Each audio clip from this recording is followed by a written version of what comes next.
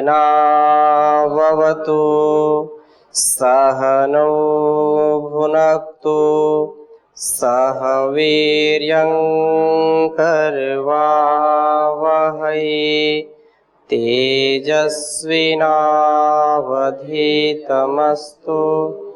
मा विद्विषावहै। ओम शांति शांति शांति। वैदिक जीवन पद्धति में आप सबका स्वागत है, हार्दिक अभिनंदन है, वंदन है। वैदिक जीवन हमारे जीवन का चरम उत्कर्ष करने वाला महान जीवन बनाने वाला उपक्रम है। इसके बिना हमारे जीवन में वह पवित्रता, वह समरसता, वह साहस, वह शौर्य नहीं आ सकता है। हम सतत इसके प्रति जागरूक रहें, सतत इसके प्रति जिज्ञासा बनी रहे कि हमारी जो वैदिक संस्कृति है, हमारा जो वैदिक वैभव है, जो सनातन परंपरा है, उस परंपरा में जो जीने का ढंग बताया है, जो आर्ट ऑफ लिविंग है, लाइफ स्टाइल जो है, उसको हम कैसे जीवन में उतारें, उसका कैसे व्यवहार में, वाणी में और अपने संस्कार में उसका कैसे परिष्कार करें, इसके लिए सतत चिंतन मनन करना चाहिए, निधिध्यासन करना चाहिए, सत्संग करना चाहिए। इसीलिए अष्टांग योग में हम नियमों का स्वाध्याय कर रहे हैं और उसमें शौच, संतोष, तप के बाद स्वाध्याय की बारी आती है। वास्तव में स्वाध्याय का प्राचीन काल से इतना बड़ा महत्व रहा है कि स्वाध्याय हमको कभी भटकने नहीं देता, हमको अपने अध्यात्म मार्ग से कभी भी इधर उधर जब भटकाव की स्थिति आती है तो हर समय गुरु हमारे सामने नहीं होता, हर समय ऐसे बड़े लोग हमारे सामने नहीं होते जिनसे हम अपने मार्ग में आने वाले अवरोधों को शेयर कर सके, उनसे बता सके, जिससे कि वह हमको ठीक ठीक मार्गदर्शन दे सके।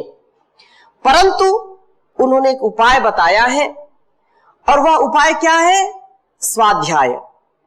स्वाध्याय ऐसा उपाय है जिससे हम प्राचीन काल के ऋषियों का जो जीवन जीने का ढंग था, जो प्राचीन काल से वैदिक परंपरा थी, उसको हम समझ सकते हैं, उसको हम समझ करके जीवन में उतार सकते हैं।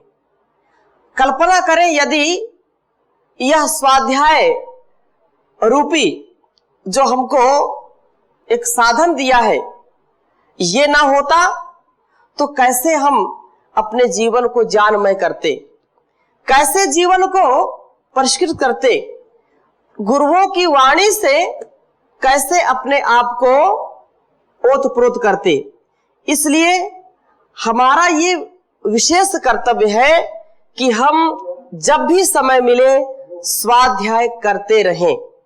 और इसी को कवि ने कहा, नित स्वाध्याय सत्संग करते रहो, एक दिन सद ज्ञान प्राप्त हो जाएगा, शांति होगी परम भ्रांति मिट जाएगी, पाप तापों का अवसान हो जाएगा। यदि जीवन में हम कभी भी निराश नहीं होना चाहते हैं, कभी भी दुखी नहीं होना चाहते, आखिर कौन दुखी होना चाहता है? सब चाहते हैं कि हम प्रसन्न रहें, सुखमय हमारा जीवन हो, कोई दुखी रहना नहीं चाहता है। तो फिर उसके लिए स्वाध्याय परम आवश्यक है। लेकिन खेद इस बात का है कि आज लोग स्वाध्यायशील नहीं है।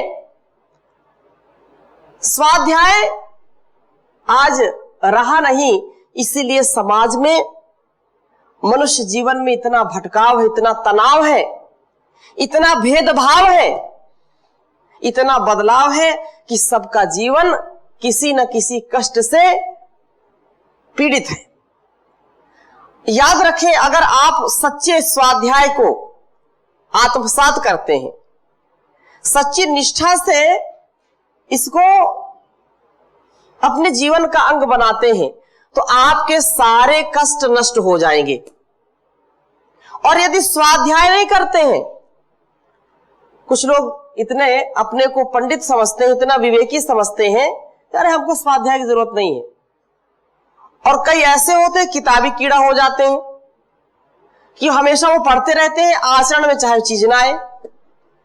कुछ ऐसे हैं कि किताब छूना नहीं पसंद करते, ये सब ये रट्टू तोता है, ये सब ऐसे ऐसे शब्दों का प्रयोग करते हैं। ये सब किताबी बातें हम नहीं मानते, लेकिन वास्तव में जो जीवन को आधार देने वाली विद्या है, जिसको ऋषियों ने जाना समझा और उसको हमारे लिए उपदेश उसका दिया है कि स्वाध्याय। स्वाध्याय यदि करेंगे तो जो पंडित है वो मंडित हो जाएंगे, उनका महिमा उनकी और बढ़ जाएगी। लेकिन यदि स्वाध्याय से शून्य जीवन है और वो अपने को पंडित समझते हैं, विवेकी बुद्धिमान समझते हैं, तो कभी न कभी वे पंडित खंडित हो जाते हैं। स्वाध्याय जिनके जीवन में है, वे वास्तव में अपने जीवन को जीने का अच्छा जो है आयाम स्वयं अपने जीवन में कर लेते हैं। तो स्वाध्याय का तात्पर्य क्या है कि वेद और वेद के अनुकूल जीवन का प्रवाह आगे बढ़ाना, वेद को पढ़ना पढ़ाना और वैसा आचरण करना जैसा वेद अनुकूल है, जैसा वेदों में उपदेश किया है, वैसा आचरण करना और दूसरों को भी वैसा आचरण करने की शिक्षा देना, दूसरों को प्रेरित करना। वेद अनुकूल आचरण करना, वेद अनुकूल ग्रंथों को, मोक्ष ग्रंथों को पढ़ना और पढ़ाना। मोक्ष का तात्पर्य यह है कि जिससे हमारे जीवन के जो दुर्गुण है, दुर्व्यवहार है, दुर्विचार है, वो सब नष्ट हो जाए। क्रोध, दंभ, ईर्ष्या, लालच, छल, कपट से हम मुक्त हो जाए। ऐसे ग्रंथों को पढ़ना और दूसरों को भी पढ़ने के लिए प्रेरित करना, ये स्वाध्याय है। साधना के मार्ग में, अध्यात्म के मार्ग में जो बाधाएं आए उनको दूर करना, स्वाध्याय पूर्वक ग्रंथों का जो उपदेश है, हमारे लिए जो संदेश है, उसको जब आचरण में लाएंगे तो जो मोक्ष के साधन हैं और उस साधनों में भी कहीं पर जो बाधक तत्व आ जाते हैं, उस बाधक को तोड़ना, उसके लिए विशेष चर्चा जिन शास्त्रों में हो, जिन ग्रंथों में हो, ऐसे ग्रंथों को पढ़ना और पढ़ाना। ईश्वर के प्रति पूरा समर्पण, पूरी कृतज्ञता, ईश्वर के स्वरूप को जहां ठीक ठीक स्पष्ट किया गया है, ईश्वर की गुणों का जिसमें वर्णन किया गया है, आत्मा परमात्मा के गुणों का जिसमें वर्णन किया गया है, ईश्वर जीव और प्रकृति के सच्चे स्वरूप को जहां दर्शाया गया है, ऐसे ग्रंथों को पढ़ना स्वाध्याय कहलाता है। और तदनुसार आचरण भी करना, ऐसे मंत्रों का, सूत्रों का, प्रणव आदि का अर्थ सहित जप करना स्वाध्याय कहलाता है। और स्वाध्याय से ही हमारे स्वभाव का परिमार्जन होता है। हम यदि किसी शंका से, किसी अविश्वास से, किसी अश्रद्धा से, किसी अंधविश्वास से ग्रसित हैं, तो आप यदि प्रत्येक दिन अपने जीवन में, अपनी दिनचर्या में स्वाध्याय को सम्मिलित करते हैं, सच्चे मन से इसको ग्रहण करते हैं, मोक्ष शास्त्रों का, वेद, उपनिषद, दर्शन, गीता, महाभारत, रामायण, स्मृतियां, मनुस्मृति, याज्ञवल्क्य की स्मृति आदि जो भी वेद अनुकूल और वेद के संदेश को जो सरल करके हम तक पहुंचाती हैं, ऐसी जो विद्या है, ऐसे जो शास्त्र हैं, उनका स्वाध्याय करना, उनको पढ़ना पढ़ाना, ये जब हमारे जीवन में आएगा तो निसंदेह हमारा जीवन विशेष रूप से चमत्कृत हो जाएगा और हम अपने जीवन को अच्छा बना पाएंगे। बहुत अच्छी बात कही कि जब हम स्वाध्याय करेंगे तो उसका लाभ क्या है। बिना लाभ के तो कोई एक कदम भी आगे नहीं बढ़ना चाहता है। किसी से कहें कि वहां चलें, किस लिए जाएंगे? लाभ क्या है इसमें बताओ? बिना लाभ के कोई आना नहीं चाहता, बिना लाभ के कोई जाना नहीं चाहता है। लाभ का ही खेल है, स्वार्थ का ही खेल है। स्वार्थ लागी करें सब प्रीति। तो लाभ क्या है, तो ऋषि इसका लाभ भी बता रहे हैं और बहुत उत्तम बात कही, लिख लीजिए इसको। इसी में जो है साधन पाद में 44वां सूत्र बताया कि स्वाध्यायात, स्वाध्याय से क्या होता है, तो कहा कि स्वाध्यायात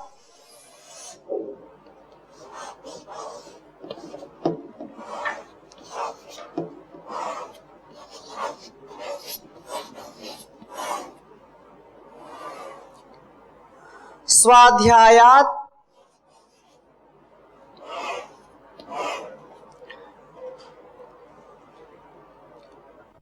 स्वाध्यायदिष्ट देवता संप्रयोगः।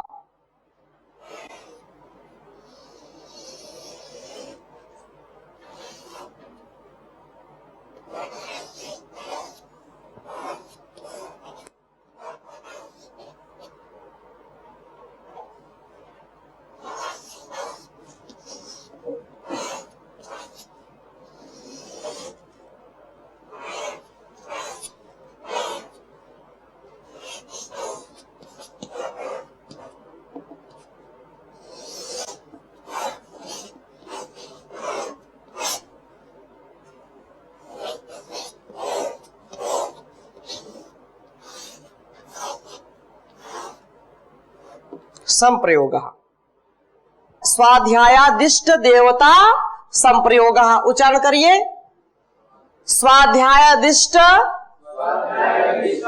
देवता संप्रयोगः। स्वाध्यायात इष्ट देवता संप्रयोगः। तो ये बात कही कि स्वाध्याय करने से ये लाभ मिलेगा। क्या लाभ कहा? कि स्वाध्याय से वेद आदि मोक्ष शास्त्रों के पठन पाठन से, प्रणव तथा गायत्री आदि मंत्रों के अर्थ सहित जप से इष्ट देवता संप्रयोगः, अर्थात ईश्वर और वैदिक विद्वान योगी आदि धार्मिक महापुरुषों के साथ संबंध हो जाता है। स्वाध्याय करने से ऐसी अभिरुचि होती है कि हम दुर्गुणों से दूर होकर के सद्गुणों से युक्त हो जाते हैं और क्या सही है क्या गलत है इसका विवेक उत्पन्न हो जाता है। कौन हमारे लिए कल्याणकारी, कौन अकल्याणकारी है, किसका हमको संग करना चाहिए, किसका संग नहीं करना चाहिए, किसकी भक्ति करनी चाहिए, किसकी भक्ति नहीं करनी चाहिए, इसका ज्ञान हमको हो जाता है। और जब हमको ज्ञान होता है तो उनके प्रति अनुराग हो जाता है, उनके प्रति हमारी भक्ति भाव जो है स्फुटित होने लगती है, हम वैसा जीने का प्रयास करने लगते हैं। इसलिए कहा कि धार्मिक महापुरुषों का संबंध हो जाता है और उनसे विविध उत्तम कार्यों में सहायता प्राप्त होती है। वेद आदि शास्त्रों, मोक्ष शास्त्रों के पठन पाठन, प्रणव आदि, गायत्री आदि मंत्रों के अर्थ से जप से ईश्वर, वैदिक विद्वान, योगी, धार्मिक महापुरुषों के संबंध को हम प्राप्त कर लेते हैं, अर्थात उनसे हमारी प्रीति हो जाती है, उससे हमारा अनुराग हो जाता है। और वो जब अनुराग हम उनसे कर लेते हैं तो हमारी वो सहायता करते हैं। धर्म के क्षेत्र में, अध्यात्म के क्षेत्र में, सदकर्मों के क्षेत्र में, कर्तव्य पारणता के क्षेत्र में हमको जहां जहां भी बाधाएं लगती हैं, बाधाएं हमको उत्पन्न नजर आती हैं हमारे मार्ग में, तो उनका समाधान भी सरलता से कर देते हैं। क्योंकि जो निस्वार्थ है, जो परमार्थ के लिए अपने जीवन को लगाए हुए हैं, ऐसे महापुरुषों से हमारा जीवन कृतार्थ हो जाता है। ऐसा स्वाध्याय से प्राप्त होता है। व्यास भाष्य में बड़ी उत्तम बात कही कि इसी को देवा ऋषयः सिद्धाश्च स्वाध्यायशीलस्य दर्शनम गच्छन्ति कार्ये चास्य वर्तन्ता इति, कि विद्वान वेद मंत्रों के जो दृष्टा है, वेद मंत्र के अर्थों को जो जानते हैं, जिन्होंने विशेष उससे सिद्धि की प्राप्ति की है, तो ऐसे योग सिद्ध स्वाध्यायशील को ही प्राप्त होते हैं और वे सब उनके सहयोग में अपने को लगाते हैं। अतः ये विशेष बात है कि हमारे जीवन में स्वाध्याय का विशेष महत्व है। एक बात महर्षि लिखते हैं ऋग्वेद आदि भाष्य भूमिका में, महर्षि दयानंद लिखते हैं कि ये तैत्तिरीय ब्राह्मण का जो है उदाहरण देते हुए लिखते हैं कि वेदों को जो नहीं जानने वाला मनुष्य परमेश्वर आदि सब पदार्थ विद्याओं को अच्छी प्रकार से नहीं जान सकता। बड़े ध्यान से इस बात को समझें। जो ईश्वर के स्वरूप को नहीं जानेगा, जो प्रकृति, परमात्मा और आत्मा के स्वरूप को नहीं जानेगा, इससे उपकार नहीं ले सकता है। इस पृथ्वी में जो भी पदार्थ है, कौन सा पदार्थ किस काम आता है, जब नहीं जानेंगे तो क्या उससे लाभ मिलेगा। आपके हाथ में टॉर्च है, अंधेरा है चारों ओर, और आप ये नहीं जानते कि कैसे जलती, कैसे चलती है, मतलब इसमें एक प्रकाश कैसे होता है। आप उस बटन को नहीं दबाना जानते हैं तो उससे कोई आपको सफलता नहीं मिलने वाली। आप गिर जाएंगे अंधेरे में, कुएं में, या कहीं पहाड़ी के नीचे गिर सकते हैं। लेकिन जब आप टार्च को जलाना जानते हैं तो आपको सारी चीजें स्पष्ट दिखाई पड़ेंगी। इसलिए कहा महर्षि ने कि जो स्वाध्याय के विषय में, कि जो वेदों को नहीं जानते, वे मनुष्य परमेश्वर आदि के और इस पृथ्वी आदि के पदार्थों और विद्याओं को अच्छी प्रकार से नहीं जान सकते। और जो जो जहां जहां भूगोलों व पुस्तकों अथवा मन में सत्य ज्ञान प्रकाशित हुआ है और जो आगे होगा, वह सब वेदों में ही सन्निहित है। सब विद्या, और जो विद्या, जो पदार्थ विद्या से जाने जाते हैं, उनका सबका मूल क्या है? परमेश्वर है। और वेद सब सत्य विद्याओं का पुस्तक है। तो वेदों का पढ़ना पढ़ाना सब आर्यों का परम धर्म। इसीलिए कहा कि आप ज्ञान विज्ञान से अपने आप को महान बना लीजिए, लेकिन यदि इसको स्वाध्याय को अपने जीवन का अंग नहीं बनाया तो जंग लग जाएगा, और इस संसार के जीवन जंग में आप हार जाएंगे। आपका जीवन तंग हो जाएगा, आपके विचार तंग हो जाएंगे। तो जीवन में जंग ना लगे, आप तंग ना हो जाए, आप ज्ञान के संग अच्छे रंग में, अच्छे ढंग में जिए, इसके लिए आपको स्वाध्याय आवश्यक है। स्वाध्याय करना और कराना। आगे कहा, क्योंकि जो जो सत्य विज्ञान है सो ईश्वर ने वेदों में धर रखा है, इसी के द्वारा अन्य स्थानों में भी प्रकाश होता है। और विद्या के बिना पुरुष अंधे के समान होता है। विद्या के बिना पुरुष अंधे के समान होता है। इससे संपूर्ण विद्याओं के मूल वेदों को बिना पढ़े किसी मनुष्य को यथावत ज्ञान नहीं हो सकता है। इसलिए सब मनुष्यों को वेद आदि शास्त्र अर्थ ज्ञान सहित अवश्य पढ़ने चाहिए। वेद विद्या को ना जानने वाला व्यक्ति ईश्वर को कभी भी प्राप्त नहीं कर सकता। अब ईश्वर को प्राप्त करना चाहते हैं तो वेद की शरण में आना पड़ेगा। इसीलिए उन्होंने यह उद्घोष किया, वेदों की ओर लौटो। महर्षि का यह उद्घोष, जिससे आज परम पूज्य स्वामी जी महाराज वेदों की चर्चा करते हैं और वेदों के प्रचार प्रसार के लिए सर्वथा संकल्पवान है, संकल्पित है, और हम भी संकल्पित हो। मैं गाऊं सदा वेदों की ऋचाएं, मैं गाऊं सदा वेदों की ऋचाएं, तन मन में वेदों का संचार कर दो, प्रभु मेरे जीवन का उद्धार कर दो, भंवर में है नैया इसे पार कर दो। तो वेद की आज्ञा का पालन, वेद के अनुकूल आचरण, वेद का पढ़ना पढ़ाना, वेद का अर्थ सहित जानना और दूसरों को जनाना ही स्वाध्याय कहलाता है। तो आज भूमिका के रूप में मैंने थोड़ी सी चर्चा आपके बीच में की। विशद रूप से विस्तार से स्वाध्याय को और समझने का प्रयास करेंगे अगली कक्षा में। अभी यही विराम देते हैं। ओम शांति शांति शांति।